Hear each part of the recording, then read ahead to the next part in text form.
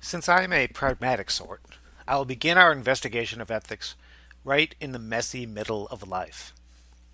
Have you ever been sitting with a group of people, friends, family, whatever, and someone cracks a sexist joke? You know it's wrong, but you laugh anyways. Or you hear every scientist in the world saying that nature itself is in danger, human existence is threatened by climate change, but you push that out of your mind and go about your daily consumerist life. How should government work? Should we all be equal? Should it be just like it is now? More importantly, who should get to decide what is right and wrong in a society? Should animals be treated poorly just so our food will be inexpensive?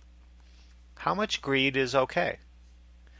Is there a connection between the structural racism built into our society in the United States and a simple racist joke heard in a comedy club? There are many, many ethical issues in this country and in the world. Some are very big things, and some are little things, but they all tweak our ethical intuitions. We hear something, or see something, or even do something ourselves, and we have that feeling that it is wrong. Why is it like this? Why don't we all, you and me, speak up? Why don't we change our behavior? Why do we sometimes passively sit by while immoral things happen all around us? Ethical life is messy. Ethical life is confusing. And ethics itself is very hard to sort out. Most importantly, this is not a new problem. Philosophers have been trying to solve these problems for thousands of years, and we will look at three of the most prominent solutions to the messy complexities of trying to live an ethical life.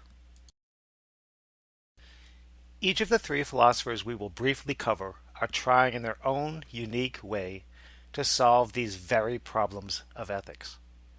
The first two we will look at, John Stuart Mill with utilitarianism and Immanuel Kant with deontology, want to create a method or a rule to solve all ethical issues. They both believe that a proper method or proper rule will clarify not only the ethical issues, but our own actions surrounding these ethical issues. So, first, utilitarianism is a form of consequentialism. Its main focus is right in those two words. It is the consequences of an action which determine whether it is right or wrong. The quote you see here is from John Stuart Mill's book, Utilitarianism. And if you can understand what he's trying to get across in this quote, and I mean really understand it, then you will have the basics of utilitarianism, because utility for Mill is determined largely by the greatest happiness principle. You weigh up the consequences of an action based on how much happiness it will cause or how much pain it will avoid. In some ways, it is much like a quantitative problem. So, let me give you a brief, simple example through a video, and remember your own answers to these two very different scenarios.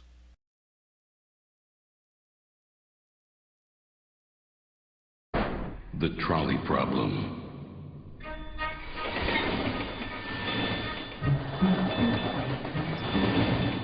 Runaway trolley. 4 men in its path. All of them will die. But wait, you can pull a lever. You can change the trolley's course to another track where only one man stands. You have a choice. Kill one or let 4 die. What are you going to do? I would pull it. I'd pull the lever and divert the train. Yes, I would absolutely pull the switch.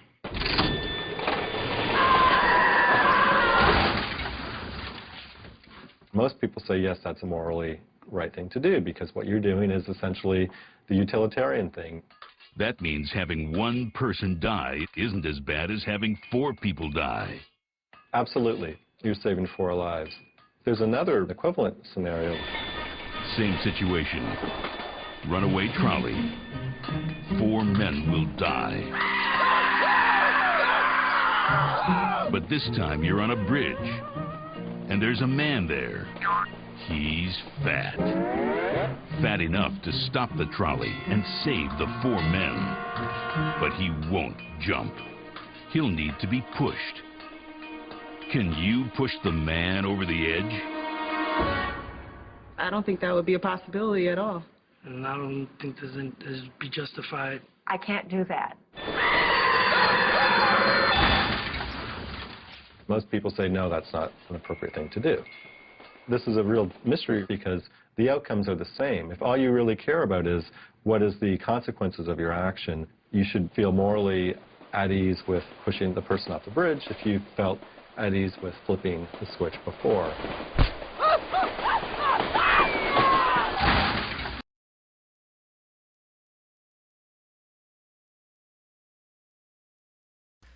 What you have just seen is what we call a thought experiment.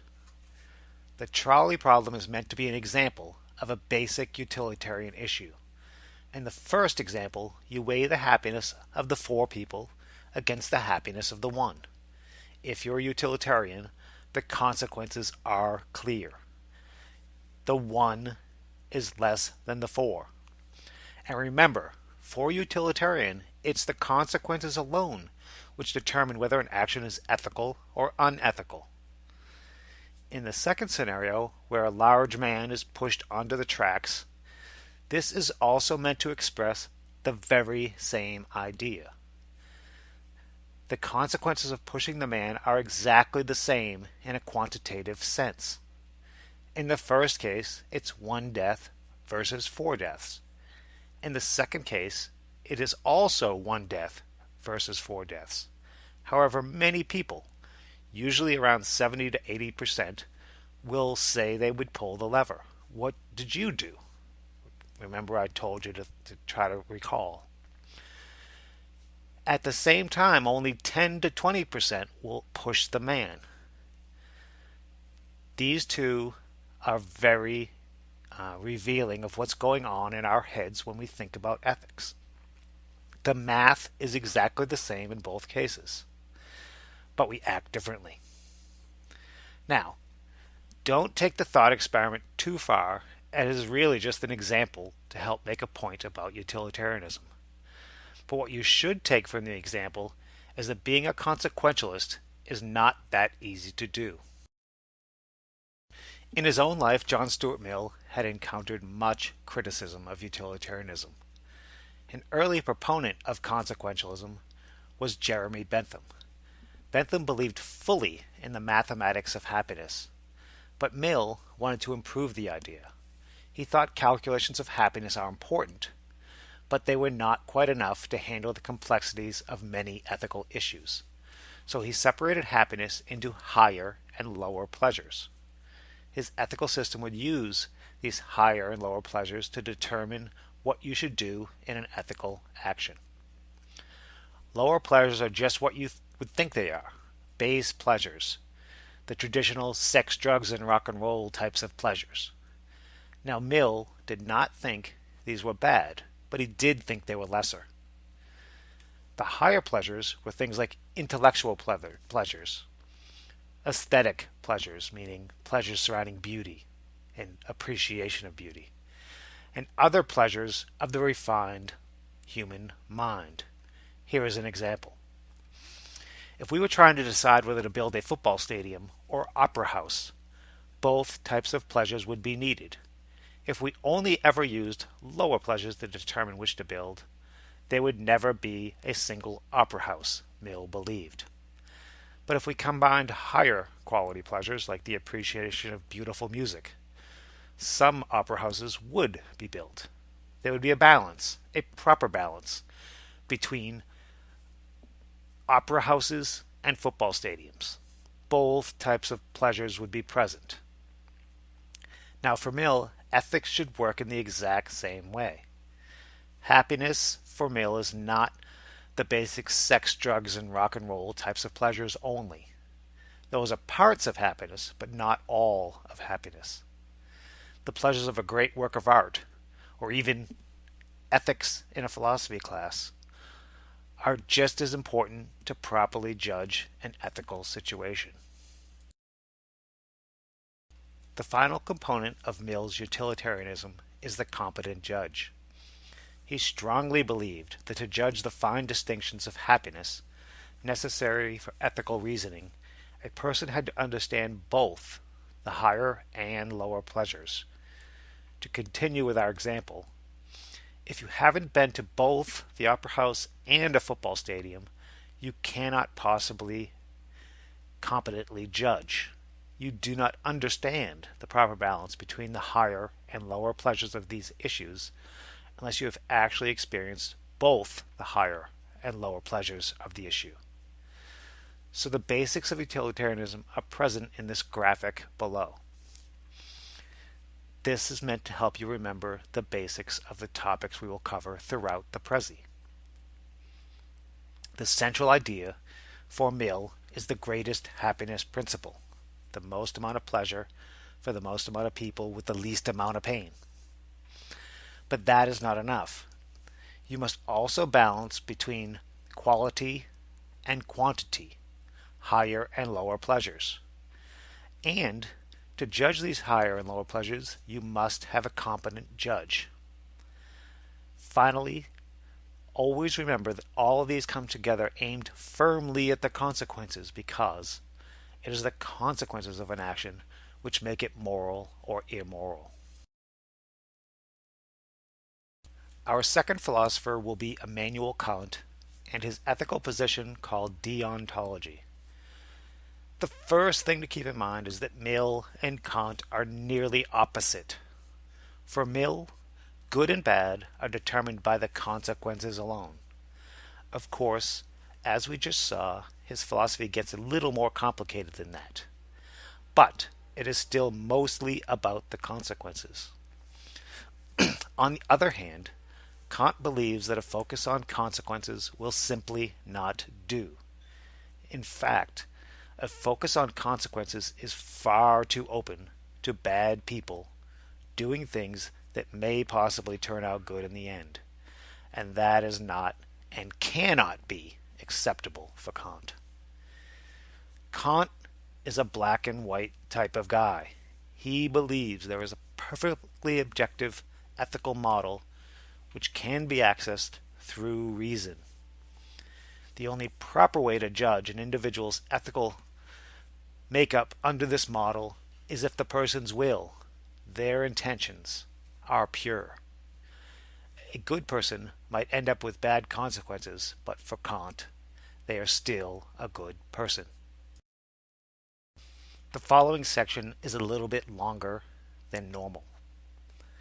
For Mill, I gave you a single quote that encapsulated his main ideas surrounding the happiness principle. For Kant, I'm giving you these 3 short quotes you see in front of you. There is, of course, much more to Kant than these 3 quotes. But this is an introductory class, after all. We have already briefly touched on the first quote. For Kant, the way to judge the ethics of a person is their good will. In modern times, we would probably say their good intentions. As I hinted above, Kant says this for a very important reason. He is very suspicious of placing too much worth on consequences alone. For Kant, there is good and there is bad, with nothing, literally nothing, in between. Pure good cannot possibly be accomplished by bad or evil people. So as Kant says in this first quote, nothing can be conceived as perfectly good except a good will. Now the second quote is by far the most important if you want to understand how to apply Kant to real-world problems. It is called the categorical imperative, and make sure you remember this name. Of course, Kant was writing quite a long time ago, and it is written in a slightly old-fashioned way.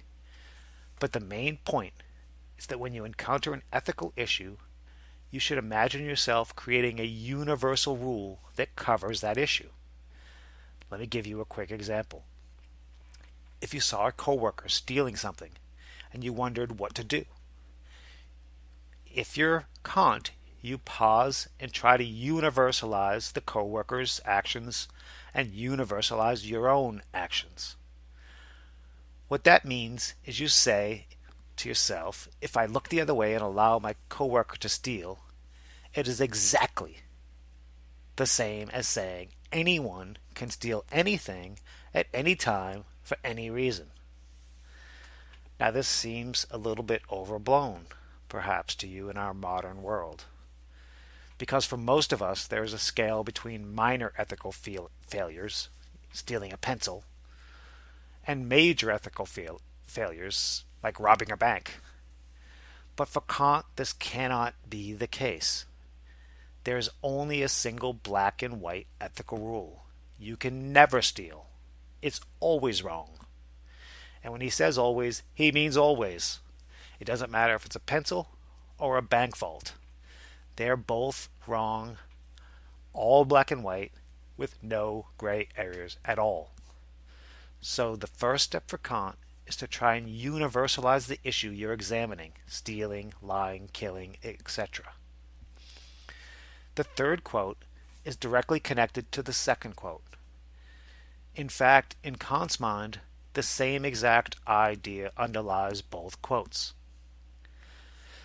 The second quote teaches you just how high the stakes are in ethics for Kant. It's not something we should do as long as it's safe. It's not something we should do if it only helps us. And it is not something we should do because people around us want us to do it. It is so serious that it is literally equivalent to a universal law in nature. It's equivalent to something as universally true as the law of gravity or the science of evolution. So, the third quote in modern language simply says, never use other people for your selfish ends. In Kant's own language, never treat another person as a means to your own end. But do not let the simplicity of this idea lead you to believe it is any less important than the categorical imperative. For Kant, these are both equally important. All ethics should be treated in a purely black and white universal fashion. This applies to the larger questions, such as lying, stealing, or killing, but it also applies to our interpersonal relationships with other people and our relationship to ourselves. They should both be treated as universal. The name I want you to remember for this third quote is the kingdom of ends. Each person is potentially a rational being and must be treated as if they were their own individual private kingdom, their own kingdom of ends. Just as we did for Mill, I've summarized the main points from deontology and Kant in this little graphic. The first and most important step is to always universalize the problem. For example, even the slightest, most minor cheating, if you universalized it, if you blew it up to a universal state, would equate with the largest economic fraud.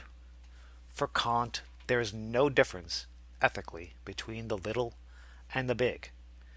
Wrong is simply wrong. Also, remember that the name of this ethical system is deontology. This literally means a duty-based ethic.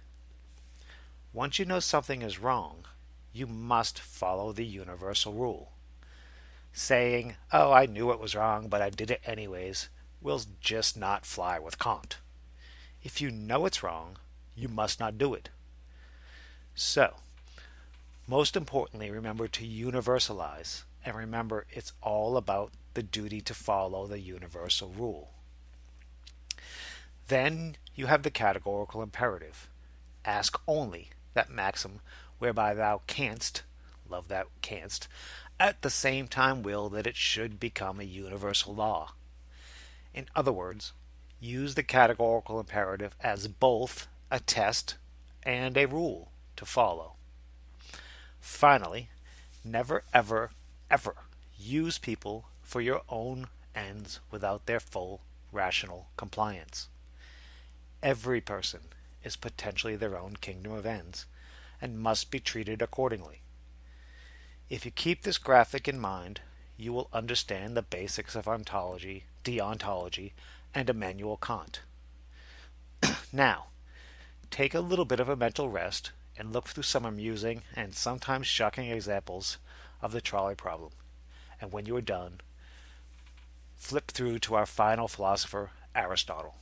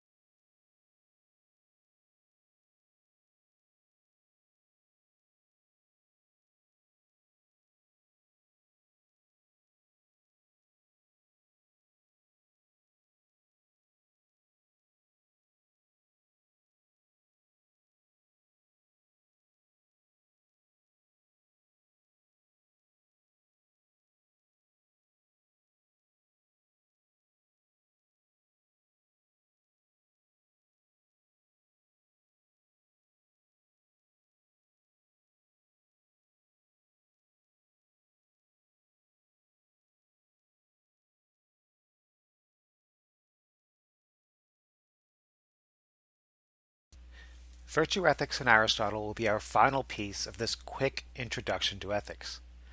As you should guess by the name, this ethic is based on understanding and applying virtues. In other words, how to be a virtuous person. It is very different from the two ethical systems we have already looked at.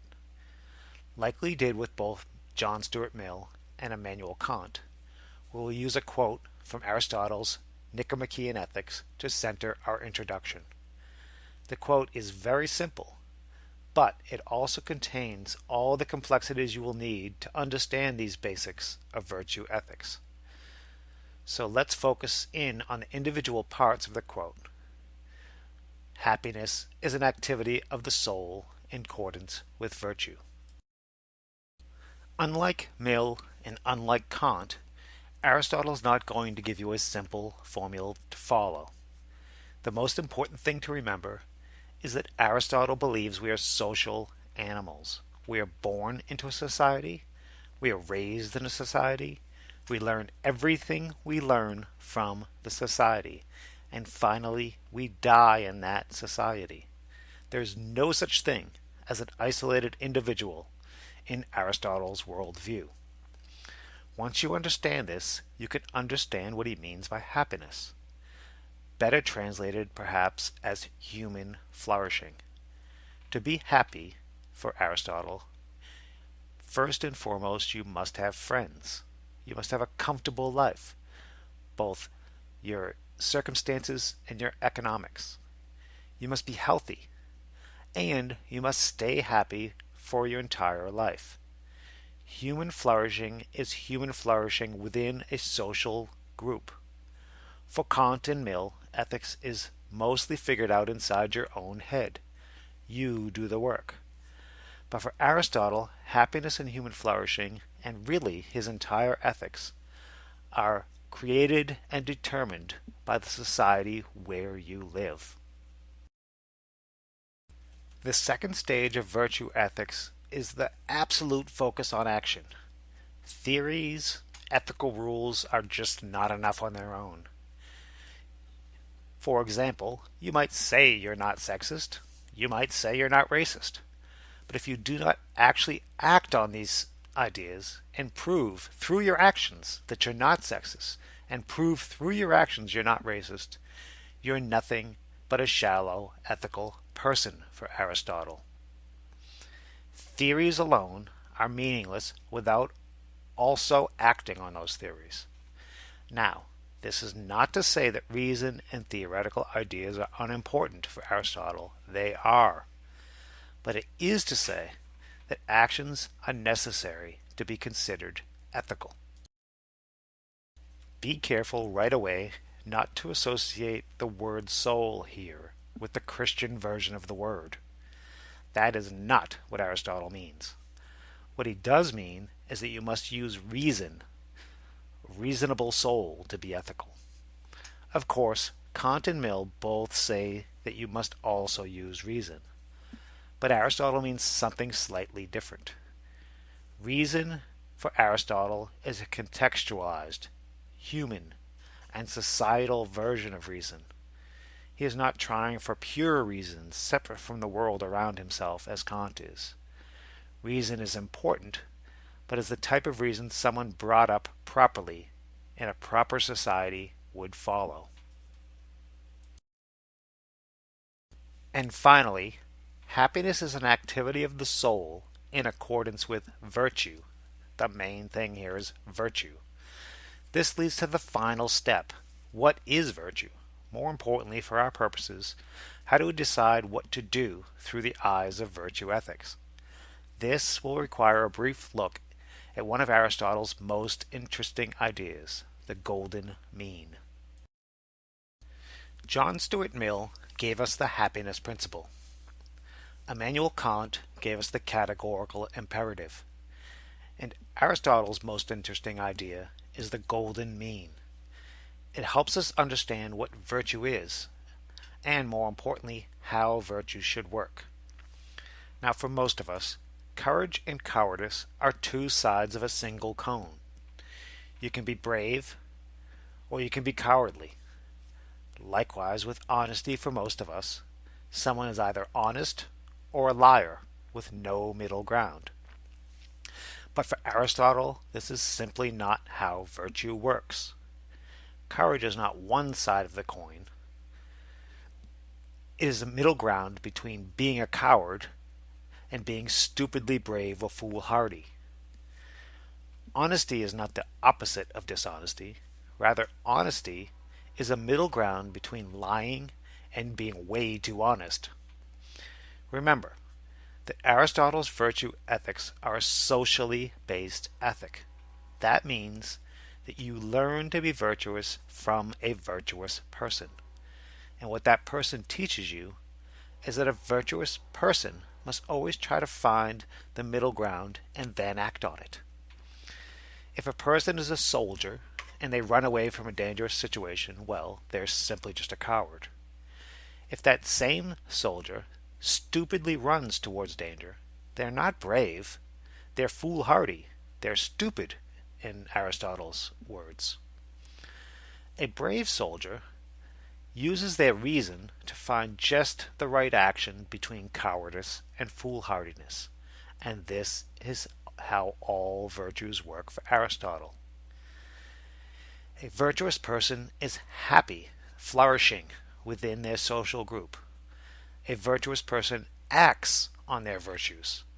A virtuous person uses reason to avoid the radical ends of the golden mean.